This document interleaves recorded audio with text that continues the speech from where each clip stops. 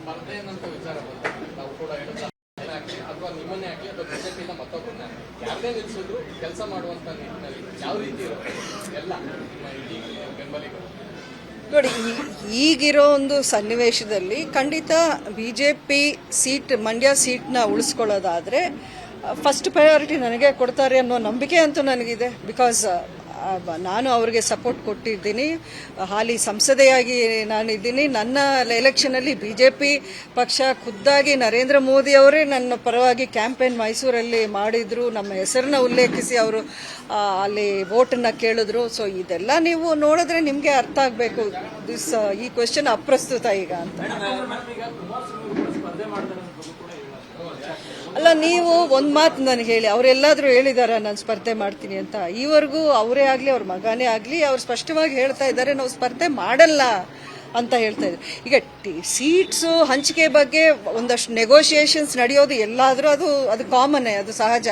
ಅದ್ರ ಬಗ್ಗೆ ನಾವು ತುಂಬ ಏನು ತಲೆ ಕೆಡಿಸ್ಕೊಳ್ಳೋದು ಒಂದು ಅವಶ್ಯಕತೆ ಏನಿಲ್ಲ. ಒಂದು ಅಲಯನ್ಸ್ ಅಂತ ಇದ್ಮೇಲೆ ಖಂಡಿತ ಒಂದು ಗಿವ್ ಆ್ಯಂಡ್ ಟೇಕ್ ಅನ್ನೋ ಪಾಲಿಸಿ ಇದ್ದೇ ಇರುತ್ತೆ. ಹಾಗಾಗಿ ಅವರು ಡಿಮ್ಯಾಂಡ್ಸ್ ಇರ್ಬೋದು, ಇವರು ಬೇರೆ ರೀತಿಯ ಒಂದು ಅಶ್ಯೂರೆನ್ಸಸ್ ಇರ್ಬೋದು, ಅದು ಸಹಜ. ಅದನ್ನು ತುಂಬ ಬೇರೆ ರೀತಿಯಲ್ಲಿ ಬಿಂಬಿಸೋವಂಥ ಪ್ರಯತ್ನ ಮಾಡೋದು ಬೇಕಾಗಿಲ್ಲ ಅಂತ ಅಂದ್ಕೊಂಡಿದ್ದೀನಿ.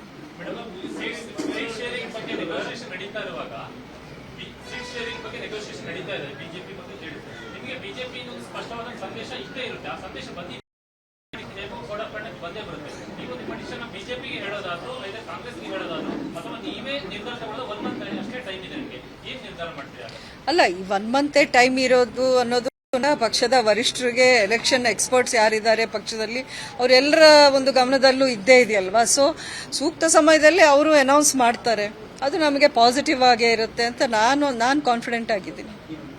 ಈ ಬಾರಿ ಅನೇಕ ಬೇರೆ ರೀತಿಯ ನರೇಟಿವ್ಗಳನ್ನು ಸೆಟ್ ಮಾಡ್ತಾರೆ. ಕಳೆದ ವರ್ಷ ಚುನಾವಣೆ ಎಲ್ಲರೂ ಗೊತ್ತಿದೆ ಯಾವ ಒಂದು ದಿಕ್ಕಿನಲ್ಲಿ ಹೋಯಿತು ಅಂತ. ಮಂಡ್ಯ ಚುನಾವಣೆ ಈ ಬಾರಿ ಯಾವ ನರೇಟಿವ್, ಯಾವ ವಿಚಾರದ ಮೇಲೆ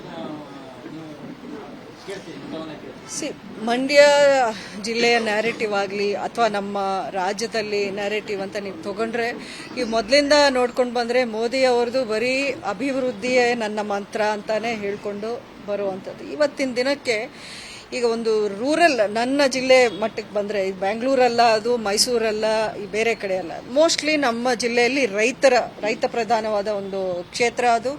ಅಷ್ಟೇ ಅಲ್ಲ, ರೂರಲ್ ಏರಿಯಾಸ್ ಅಂದರೆ ವಿಲೇಜಸ್, ಹಳ್ಳಿಗಳು, ಗ್ರಾಮಗಳು ಇರುವಂಥ ಒಂದು ಕ್ಷೇತ್ರ ನಂದು. ಅಲ್ಲಿಗೆ ಯಾವ ರೀತಿಯ ಸ್ಕೀಮ್ಸು ಕೇಂದ್ರದಿಂದ ಬರ್ತಾ ಇದೆ ಅನ್ನೋದು ಹಲವಾರು ಜನಕ್ಕೆ ಅಷ್ಟು ಅರಿವು ಮೂಡಿಸುವಂಥ ಕೆಲಸ ಆಗಿಲ್ಲ ಇವರೆಗೂ. ಈ ಎಲೆಕ್ಷನಲ್ಲಿ ಅದು ಆಗಬೇಕು. ಯಾಕಂದರೆ ಕೇಂದ್ರ ಸರ್ಕಾರದಿಂದ ಒಂದು 45-50ಕ್ಕಿಂತ ಹೆಚ್ಚಿನ ಸ್ಕೀಮ್ಸು, ಅದರ ಅನುಕೂಲ ನಮ್ಮ ಜನಾಂಗ ಪಡೀತಾ ಇದ್ದಾರೆ. ಈಗ ಆಗಲೇ ಅದು ನಡೀತಾ ಇದೆ, ಅದು ಸೈಲೆಂಟಾಗಿ ನಡೀತಾ ಇದೆ. ನರೇಂದ್ರ ಮೋದಿ ಅವರ ಸರ್ಕಾರ ಏನು ಫ್ರೀ ಬೀಸ್ ಅಂತ ಏನು ಕೊಡ್ತಾ ಇಲ್ಲ, ಆದರೆ ಅದಕ್ಕಿಂತ ಹೆಚ್ಚಿನ ರೀತಿಯಲ್ಲಿ ಇವತ್ತು ನಾಳೆ ಅಲ್ಲ, ಮುಂದಿನ ಭವಿಷ್ಯಕ್ಕೂ ನಮ್ಗೆ ಯಾವ ರೀತಿ ನಮ್ಮ ಮುಂದಿನ ಜನ್ರೇಷನ್ಗೂ ಅದು ಅನುಕೂಲ ಆಗಬೇಕು ಅನ್ನೋ ರೀತಿಯಲ್ಲಿ ಅವರ ಒಂದು ನನಗೆ ತುಂಬ ಇಷ್ಟ ಆಗಿದ್ದು ಏನು ಅಂದರೆ, ಹಿ ಈಸ್ ಏಮಿಂಗ್ ಫಾರ್ 2047. ಅಂದರೆ ಅಲ್ಲಿಗೆ ಭಾರತ ಇಡೀ ಪ್ರಪಂಚದಲ್ಲೇ ನಂಬರ್ 1 ದೇಶವಾಗಿರಬೇಕು ಅನ್ನೋ ಉದ್ದೇಶ ಇಟ್ಕೊಂಡು ಅವ್ರು ಮಾಡ್ತಾ ಇದ್ದಾರೆ. ಈಗ 2047 ಅಂದರೆ ಆವತ್ತಿಗೆ ನರೇಂದ್ರ ಮೋದಿ ಅವರೇನು ಪ್ರೈಮ್ ಮಿನಿಸ್ಟರ್ ಇರೋಕ್ಕೆ ಸಾಧ್ಯ ಇಲ್ಲ. ನೀವು ನಮ್ಮಲ್ಲಿ ಯಾರು ಇರ್ತೀವೋ ಯಾರು ಬಿಡ್ತೀವೋ ನಮಗೆ ಗೊತ್ತಿಲ್ಲ. ಅಂಥದ್ರಲ್ಲಿ ಅವ್ರು ಏನಕ್ಕೆ ಆ ಉದ್ದೇಶ ಇಟ್ಕೊಂಡು ಮಾಡ್ತಿದ್ದಾರೆ, ಅದರ ನಿಸ್ವಾರ್ಥ ಸೇವೆ, ಅವ್ರಿಗೆ ವಿಷನ್ ಇದೆ. ನಮ್ಮ ದೇಶ ಈ ರೀತಿ ಒಂದು 100 ಇಯರ್ಸ್ ನಮ್ಮ ಇಂಡಿಪೆಂಡೆನ್ಸ್ ಆದಮೇಲೆ ಯಾವ ರೀತಿ ನಮ್ಮ ದೇಶ ಇರಬೇಕು ಅನ್ನೋಂಥ ಒಂದು ಉದ್ದೇಶ ಇಟ್ಕೊಂಡು ಕೆಲಸ ಮಾಡ್ತಿರೋರ ಕೈಗಳನ್ನು ಬಲಪಡಿಸಬೇಕು ಅನ್ನೋ ಆಸೆ ನಂದು. ಅನುಕ್ಷಣದ ಸುದ್ದಿಗಳಿಗಾಗಿ ವಿಸ್ತಾರ ನ್ಯೂಸ್ ಯೂಟ್ಯೂಬ್ ಚಾನೆಲ್ ಸಬ್ಸ್ಕ್ರೈಬ್ ಮಾಡಿ.